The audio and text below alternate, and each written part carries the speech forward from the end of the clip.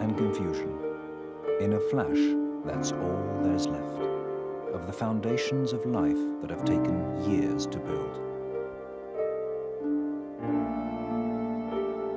The fortunes of man shift, just like the features on his face. When nations aren't warring within or among themselves, nature contributes its own crises, bringing earthquakes, drought, and floods. New causes, but with the same results: homelessness, refugees, human suffering. The face of sorrow is the same. Who cares when we're at our most vulnerable? Who actually cares?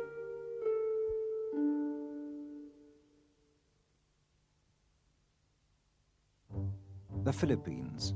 A volcano awakens after 600 years of sleep.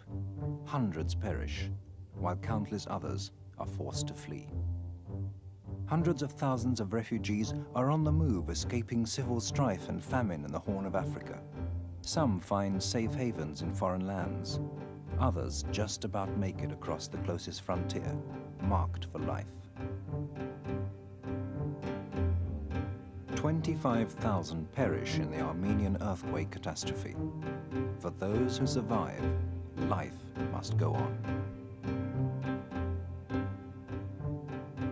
A cauldron slowly seething beneath the surface for years in Albania suddenly boils over, and the world is surprised.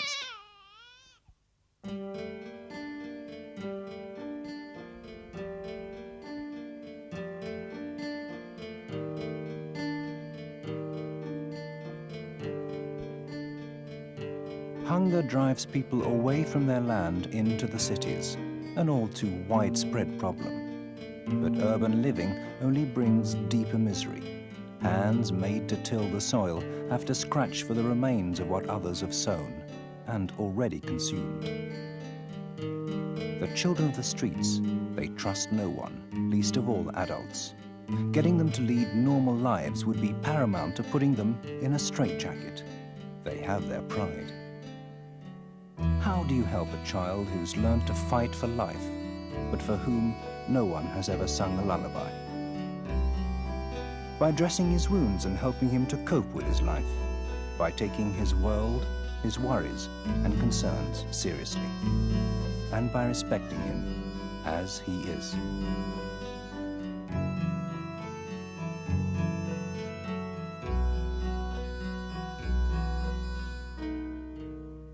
Many step forward to smash the anonymity and prejudices surrounding AIDS. Prejudices born of a fear of what we sensed rather than saw made us forget the human being behind the mask of AIDS. The victim is thus dealt a double blow. Looking for scapegoats has never done much to advance the cause of mankind. Let us instead listen to those afflicted, learn from their experience and pass it on to the next generation, so it may learn to live with a threat that seems as if it's here to stay for quite a while. In the meantime, the spread of this pandemic can be greatly reduced through education and helping people understand the need for safe lifestyles. It's apparently harder to make clean hypodermic needles available than to design weapons that destroy life but spare property.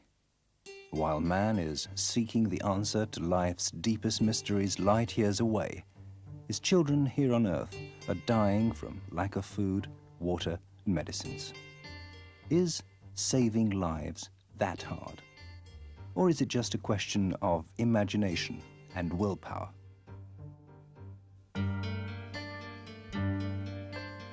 It could just be a matter of 1 liter of clean water, 8 spoonfuls of sugar, and 1 of salt. That's a recipe that can save millions of children from dying each year.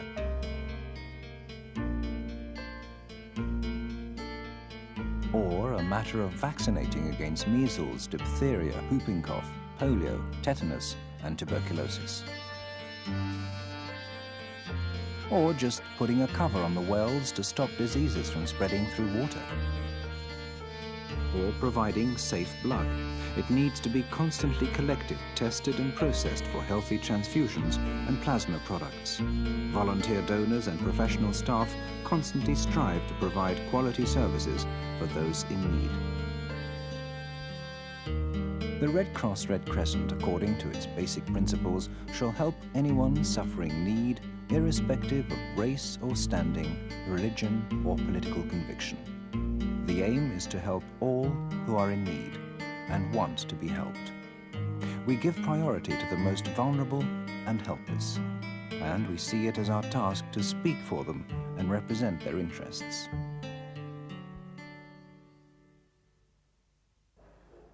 The vulnerability of the victims is increased since disasters recur. Floods come every year.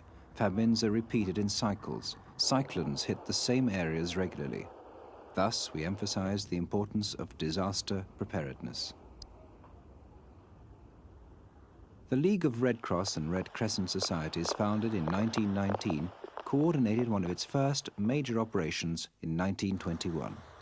That was when the starvation disaster in Samara, Ukraine, caused the Soviet Union to turn, for the first time, to the outside world for help.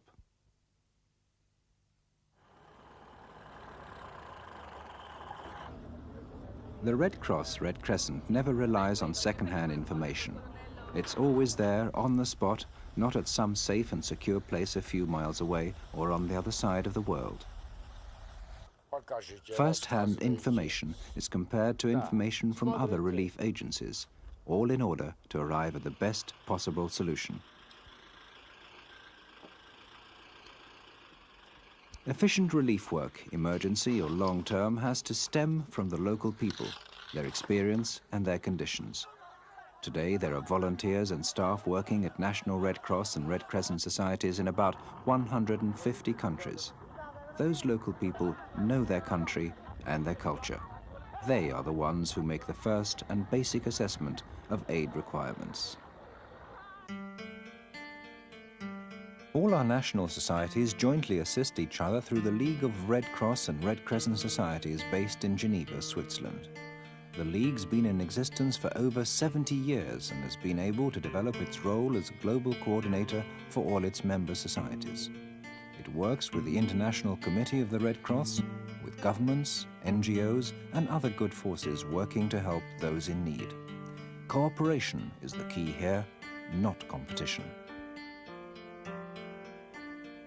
But how do we define help? Helping is about meeting basic emergency needs and rebuilding for the future. All help shall lead to self-reliance. Helping is working with another person to empower him to master the forces that hinder him from living a life of dignity. Helping is about respecting the individual and his conditions of life and not aiming to change that person. More of a person, yes, but never another person. Helping and protecting human life and dignity worldwide calls for knowledge and insight. Helping without respect is oppression beneath a cloak of charity. Being able to help is temporarily holding the upper hand, something you can cope better with if you have yourself known the meaning of vulnerability. Helping, in the real sense of the word, is perhaps one of the hardest things you can do.